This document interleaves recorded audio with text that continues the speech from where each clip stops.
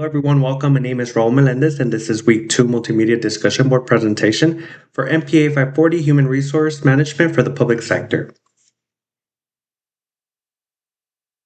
Today I will begin with an overview of Inland Empire Health Plan and the Health Navigator position I selected. I will introduce the hiring professional I interviewed and explain why I selected this individual for the interview. Next, I will discuss how the organization applies the 4 phases of the public sector selection process, including candidate ranking, structured interviews, and selection decision.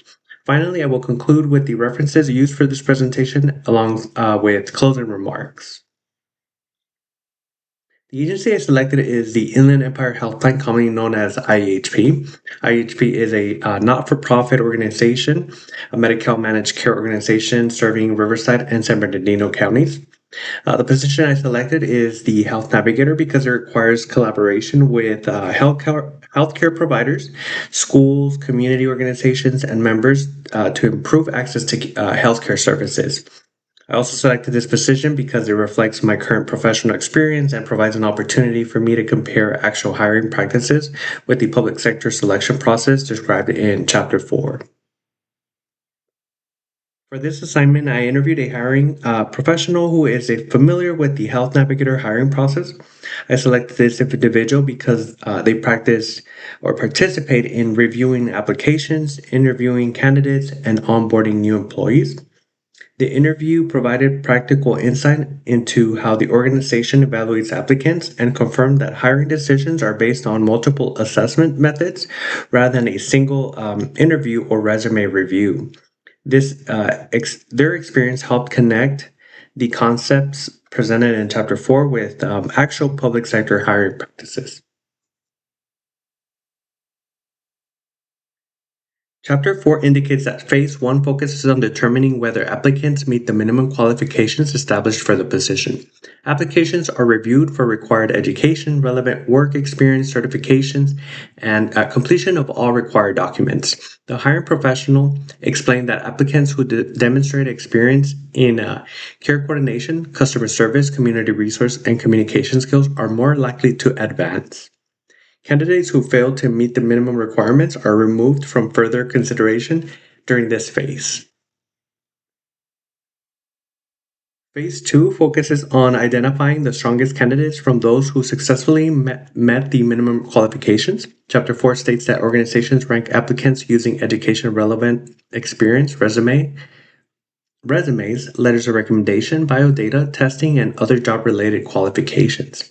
The hiring professional explained that previous healthcare experience, problem solving abilities, communication skills, and demonstrated success working with diverse populations receive significant consideration.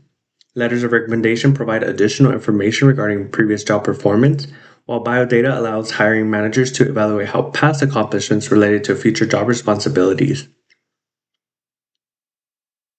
If testing is required, it provides another objective measure for comparing candidates before interviews are scheduled. The interview process is one of the most important parts of employee selection. The hiring professional explained that IHP primarily conducts structured interviews, meaning every candidate receives the same job-related questions and is evaluated using consistent scoring criteria. Behavioral interview questions encourage applicants to describe previous work experiences and explain how they handled specific situations. The organization also applies several important interview considerations discussed in Chapter 4, including asking job-related questions, maintaining consistency among candidates, using multiple interviewers when appropriate, evaluating responses objectively, and reducing personal bias. These practices promote fairness while helping identify the candidate who best meets the need for the position. During Phase 3, hiring managers determine which candidate will receive the employment offer. Interview performance, work experience, professional references, communication skills, organizational fit, and overall qualifications are considered before making a final recommendation. Reference check help verify employment history, work performance, and professional conduct. After selecting the preferred candidate, the organization extends a conditional offer of employment. Salary negotiations are generally limited because compensation follows established organizational salary ranges. However, discussions regarding the anticipated start date and employment conditions may occur before the offer is accepted. Phase 4 begins after the candidate accepts the conditional offer. During this stage, the organization confirms the applicant's qualifications through background investigation, employment verification, reference verification, and any required drug or medical screening. Once these requirements have been successfully completed, new employees participate in orientation and begin a probationary period. These final steps help ensure that employees are fully qualified and prepared to perform successfully in their new positions. The following references were used to support the information presented throughout this presentation.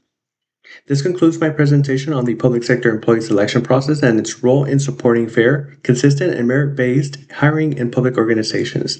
Thank you for your time and watching this presentation.